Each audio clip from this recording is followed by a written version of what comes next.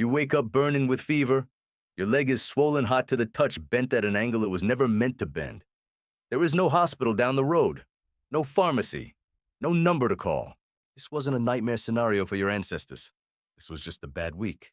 For roughly 300,000 years, humans got sick, broke bones, and gave birth without a single doctor, nurse, or hospital anywhere on the planet.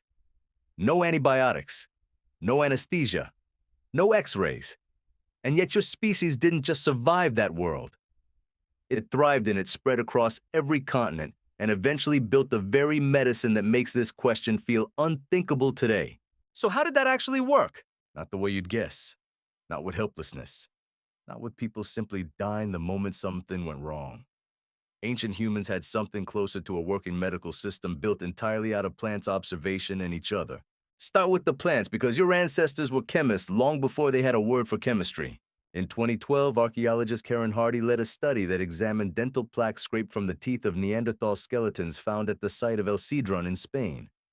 Buried in that ancient plaque, her team found microscopic traces of chamomile and yarrow, two plants with almost no nutritional value and a famously bitter taste.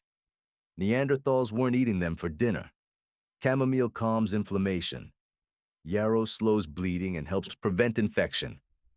Hardy's conclusion was direct. These were medicinal choices deliberately made tens of thousands of years before anyone wrote the word medicine on a piece of paper. Think about what that actually required. Someone at some point had to notice a connection between a specific plant and a specific improvement in how they felt. Then remember it. Then teach it to someone else. That's not luck. That's the earliest version of a pharmacy carried entirely inside human memory. And this knowledge wasn't rare or accidental. Across hunter-gatherer societies studied by modern anthropologists, plant-based medicine shows up again and again, independently discovered on different continents. Willow bark, which contains a compound your body still uses today in the form of aspirin. Certain fungi with natural antibacterial properties. Specific barks and roots used to treat wounds, fevers, and stomach illness. Your ancestors were running trial and error experiments across countless generations, and the results got passed down as survival knowledge. But plants alone don't explain everything. Some injuries are far too serious for chamomile tea. And this is where the story gets genuinely strange. In the 1950s, at a site called Shanidar Cave in northern Iraq, archaeologists uncovered the remains of a Neanderthal man now known as Shanidar I.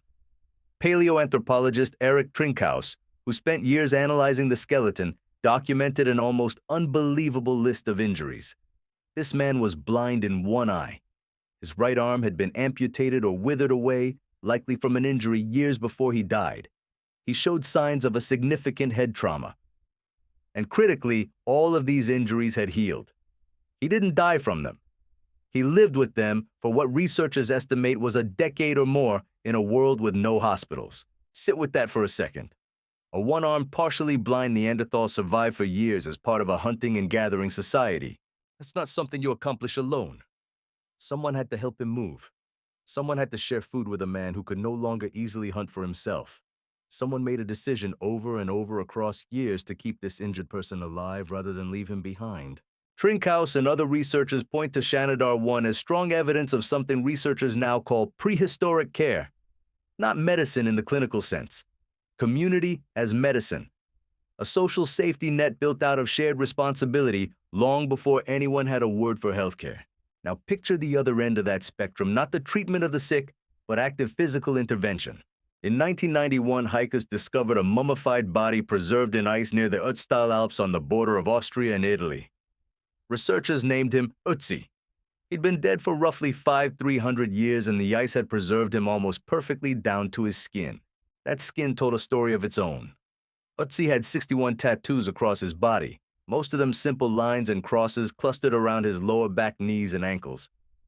When researchers cross-referenced the tattoo locations with his skeleton, they found something remarkable. Nearly every tattoo sat directly over a joint showing signs of degeneration or arthritis. Many scientists now believe these weren't decoration at all. They may have been an early form of therapeutic treatment, a kind of proto-acupuncture marking exactly the spots where this man experienced chronic pain. He was also carrying a small pouch containing a fungus called Piptoporus betulinus birch polypore. Modern lab analysis shows this fungus has natural antiparasitic and antibacterial properties. Ötzi, it turns out, may have been walking through the Alps with his own version of a first aid kit. So piece this reconstruction together. A Neanderthal woman generations earlier chews yarrow to slow bleeding from a wound. A community in Iraq keeps a severely disabled man alive for a decade through nothing but food sharing and physical support. A copper-age traveler in the Alps carries antibacterial mushrooms in his pouch and gets tattooed directly over his aching joints. None of these people ever met. None of them had access to a single textbook. And yet each of them was doing something recognizably medical, observing a problem, applying a targeted response, and passing that knowledge forward. Here's the twist most people don't expect. You tend to assume medicine began with hospitals, universities, and men in white coats. But the deeper truth is the opposite. Formal medicine didn't invent healthcare. It formalized something humans were already doing for hundreds of thousands of years, using plants as pharmacology and community as the safety net. The tools have changed almost beyond recognition. The underlying instinct hasn't changed at all. When you take an aspirin today, you're using a synthesized version of the exact compound your ancestors were pulling from willow bark. When a friend brings you soup while you're sick, or a family member drives you to urgent care, you're running the same basic protocol Shanidar one's community, ran care distributed across a group, so no single person has to survive alone. Even something as ordinary as a tattoo artist covering an old scar echoes unintentionally what Ötzi was doing on a frozen mountainside 5,000 years ago. You reached the end of this video assuming ancient humans were helpless without modern medicine. Now you know the opposite is closer to the truth. They didn't survive by accident. They survived by building medicine out of the only tools they had: careful observation, shared knowledge, and each other. The white coats and hospitals came later. The instinct to heal and to be healed by the people around you was there from the very beginning.